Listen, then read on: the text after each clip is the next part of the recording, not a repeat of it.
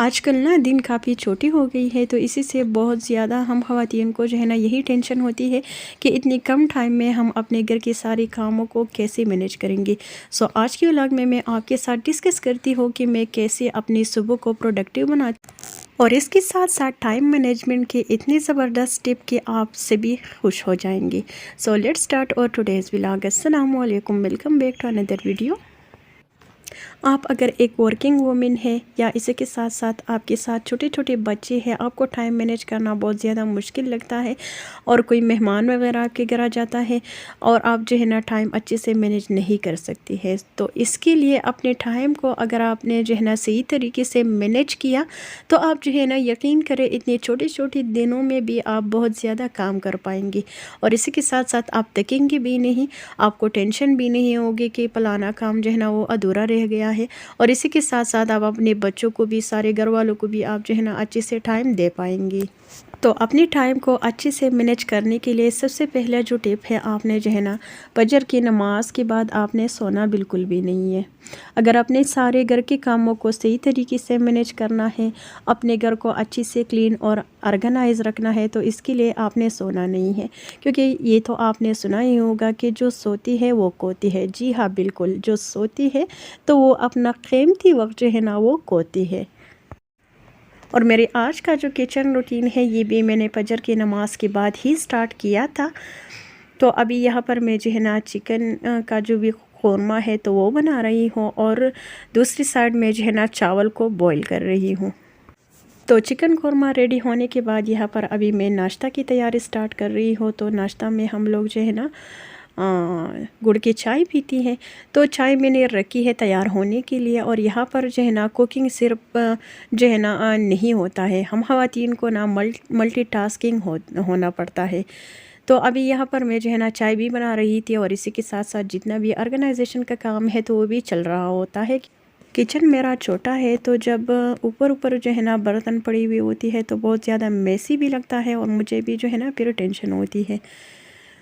یہاں پر جو ہے نا چاولوں میں جب بوائل آ گیا تو اس کی پانی میں نے ڈرین کی، اور ابھی یہ جو چاول ہے تو یہ میں پھر سے جو ہے نا پریشر کوکر میں ڈال رہی ہوں، اور جو بھی قورمہ میں نے تیار کیا تھا تو وہ سبھی میں نے اس کے اوپر ڈال دیا ہے،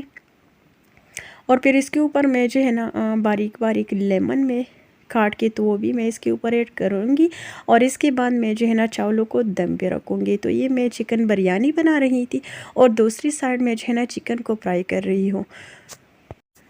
تو وہ سب کچھ تو خیر میں بعد میں بتا دوں گی کہ یہ سب کچھ میں کیوں بنا رہی ہوں، لیکن ابھی میں چونکہ ٹائم مینجمنٹ کے بارے میں آپ سے بات کرنا چاہتی ہوں، اور چاہتی ہوں کہ آپ بھی اپنی ٹائم کو اچھے سے مینیج کر لیں۔ تو یہاں پر یہ جو چکن میں بنا رہی ہوں تو یہ میں نے جو ہے نا کل رات کو ہی میں نے میرینیٹ کیا تھا، اور جو چکن قورمہ تھا تو اس کی جتنی بھی پیاز وغیرہ ہے تو وہ بھی میں نے رات کے ٹائم ہی فرائی کی تھی، اور بس صبح میں نے اس میں جو ہے نا ٹماٹر بھی میں نے اس میں ایڈ کیا تھا، اور ادرک لہسن کا تڑکا بھی، وہ سب کچھ میں نے جو ہے نا رات کی ٹائم کیا تھا۔ اور ابھی یہاں پر میں نے صرف جو ہے نا چکن کو پکا لیا، بس 4 سے 5 منٹ میں جو ہے نا چکن ویسے ہی کوک ہوتا ہے۔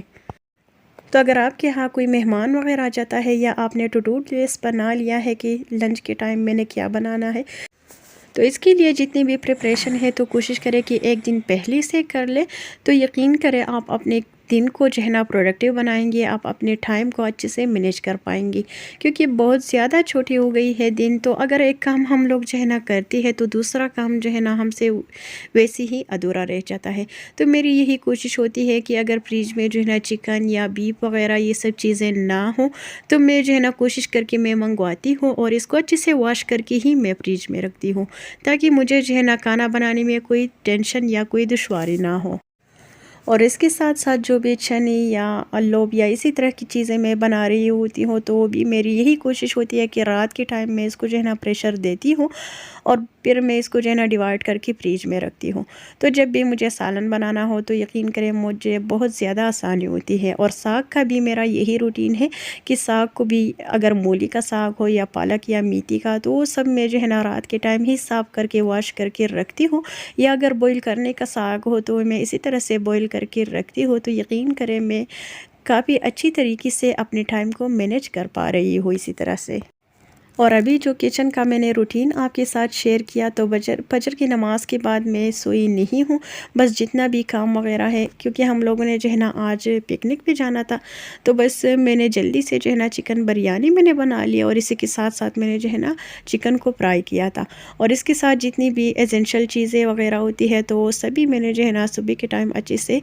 مینیج کر لی۔ اس کے بعد ہم لوگ جو ہے نا ناشتہ ہم لوگوں نے کیا، کچن کو میں نے اچھے سے صاف کیا، جو بھی لائٹس وغیرہ ہے تو وہ بھی میں نے آپ کی،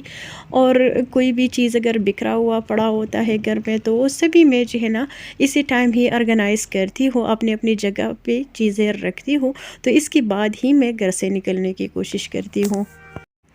تو بس جی لنچ کا کھانا میں نے تیار کیا تھا، اور پھر ناشتہ کرنے کے بعد ہم لوگ نکل پڑی تھی، اور ابھی ہم لوگ یہاں پر پہنچ گئی ہے، تو ابھی 1:30 بجے کا ٹائم ہے اور ہم لوگ یہاں پر پہنچ گئی ہے۔ تو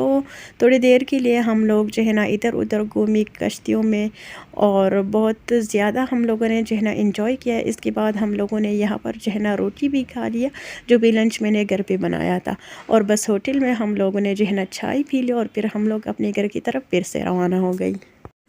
تو اپنے ٹائم کو اچھے سے مینیج کرنے کے ساتھ ساتھ اچھے خاصے میں نے پیسے بھی بچائے ہیں، کیونکہ اگر ریسٹورنٹ میں ہم لوگ کھانا کھاتی تھی تو آپ کو تو ویسے بھی پتہ ہے ہمارے پیارے ملک کے حالات کا، تو بس گھر میں نے بچوں کی جو بھی فیوریٹ چیزیں تھی تو وہ میں نے بنا لی، اور بچی بھی خوش ہو گئی، اور ظاہر سی بات ہے ہم بڑی بھی جو ہے نا اچھے خاصے خوش ہو گئے، کیونکہ نیچرل جو چیزیں ہیں تو اس میں جو خوشی اور سکون دل کو ملتا ہے وہ کہیں بھی نہیں ملتا ہے۔ تو اتنا اچھا اور گرینری ایریا، اس کے ساتھ ساتھ خوبصورت پانی کا منظر، تو یہ سب چیزیں جو ہے نا دل کو بہت ہی سکون ملتا ہے اسی سے۔ تو بس جی یہی تک تھا آج کا ویڈیو، آئی ہوپ آپ لوگوں کو ضرور پسند آیا ہوگا۔ اگر ویڈیو اچھی لگی ہے تو پلیز اسے لائک کریں، اور جو بھی لوگ فرسٹ ٹائم میرے چینل پہ آ رہی ہے تو ان سے میری ہمبل سی ریکویسٹ ہے کہ پلیز میرے چینل کو ضرور سبسکرائب کریں، تاکہ آپ کو بھی اسی طرح کی موٹیویشنل ویڈیو میں آپ کے ساتھ شیئر کروں ٹائم مینجمنٹ اور منی سیونگ کے حوالے سے۔ اللہ حافظ۔